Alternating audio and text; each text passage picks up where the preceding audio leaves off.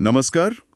आज हम एक बहुत ही गहरे विषय पर बात करने वाले हैं। जी। सत्य और श्रद्धा का एकांत मार्ग से कुछ अंश हैं, खासतौर पर श्लोक 17 से 23। हाँ। और इनमें ना श्रद्धा, फिर ये अलग अलग देवी देवताओं की पूजा और उसके क्या नतीजे होते हैं, इस पर एक बड़ा ही खास नजरिया दिया गया है। बिल्कुल, कोशिश रहेगी कि हम उसे ठीक से समझ पाएं। हाँ, और इसमें एक बात जो शुरू में ही ध्यान खींचती है वो ये है कि श्रोत में कहा गया है, जो भी भक्त जिस देवता की पूजा श्रद्धा से करता है, मैं ही उसकी श्रद्धा को दृढ़ करता हूँ। जी। मतलब किसी भी रूप में अगर सच्ची श्रद्धा है तो उसे बल तो मिलता ही है, वो भी परम सत्ता से। हाँ, ये बात काफी महत्वपूर्ण है। ये एक तरह से दिखाता है कि जो अलग अलग पूजा पद्धतियां हैं, उनमें जो एक निष्ठा होती है ना, उसे खारिज नहीं किया गया है, उसे मान्यता दी गई है एक तरह से। सही कहा, लेकिन बात शायद इतनी सीधी भी नहीं है। हाँ बिल्कुल, कहानी यही खत्म नहीं होती। क्योंकि जैसे ही हम ये समझते हैं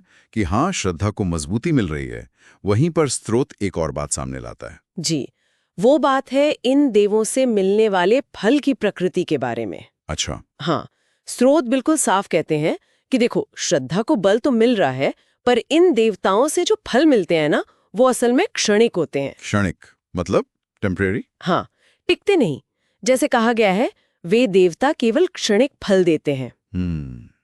ये तो सच में एक गहरा विरोधाभास जैसा लगता है। मतलब एक तरफ आपकी निष्ठा सच्ची है, उसे सहारा भी मिल रहा है, बिल्कुल। पर जो मिल रहा है वो सीमित है, वो टिकने वाला नहीं है। हाँ, और सोचना यह है कि ऐसा क्यों? स्रोत इसका भी संकेत देते हैं। अच्छा, क्या कहते हैं? वो बताते हैं कि अंत में जाकर तो ये देवता भी उसी एक परम सत्ता में समा जाते हैं, विलीन हो जाते हैं। ओह, अच्छा। हाँ, उल्लेख है, और अंत में वे भी मुझ में ही विलीन होते हैं। तो ये इशारा है कि जो अलग अलग रूप दिख रहे हैं, ये उसी एक परम सत्य की अलग अलग अभिव्यक्तियां तो हैं, पर वो खुद अंतिम सत्य नहीं है। तो ये रूप एक तरह से माध्यम है, मंजिल नहीं। हाँ, कह सकते हैं। और इससे फिर अज्ञान से भी जोड़ा गया है। अज्ञान? किस तरह का ज्ञान? स्रोत कहते हैं कि जो लोग उस परम सत्ता को उसके तत्व से नहीं जानते। तत्व मतलब उसका एसेंस, उसका असली स्वभाव। हाँ बिल्कुल, उसका वो मूल अविनाशी निराकार स्वभाव।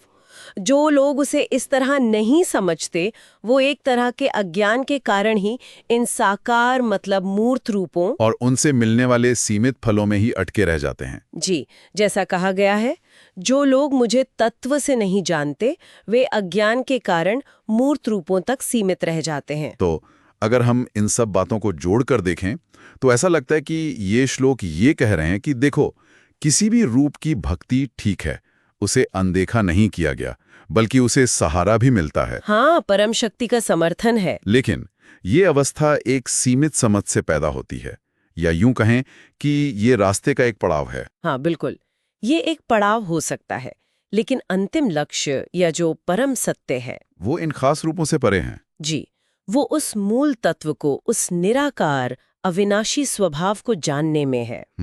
तो ये जो नजरिया है, ये असल में अलग अलग जो भक्ति के रास्ते हैं और उनके पीछे जो एक ही परम सत्य छिपा है, उनके बीच के रिश्ते को साफ करता है। हाँ, और ये सिर्फ इस पर जोर नहीं देता कि पूजा करो, बल्कि ये पूछता है कि पूजा क्यों कर रहे हो और उससे जो मिल रहा है उसकी असली प्रकृति क्या है। मतलब गहराई में जाने की बात है। बिल्कुल, अगर पूरी तस्वीर को देखें तो ये श्रद्धा की अपनी ताकत और उसे सही ज्ञान मतलब तत्व के ज्ञान के साथ जोड़ने के महत्व पर बल देता है। यहाँ पर ना मेरे मन में एक सवाल आ रहा है। पूछिए। अगर श्रद्धा अपने आप में इतनी शक्तिशाली है कि उसे परम सत्ता से बल मिल ही जाता है, चाहे वो किसी भी रूप पर क्यों ना लगी हो, फिर ये जो पात्र है श्रद्धा का, यानी देवता या कोई रूप, उसका और श्रद्धा का क्या रिश्ता है? मतलब पात्र कितना मायने रखता है?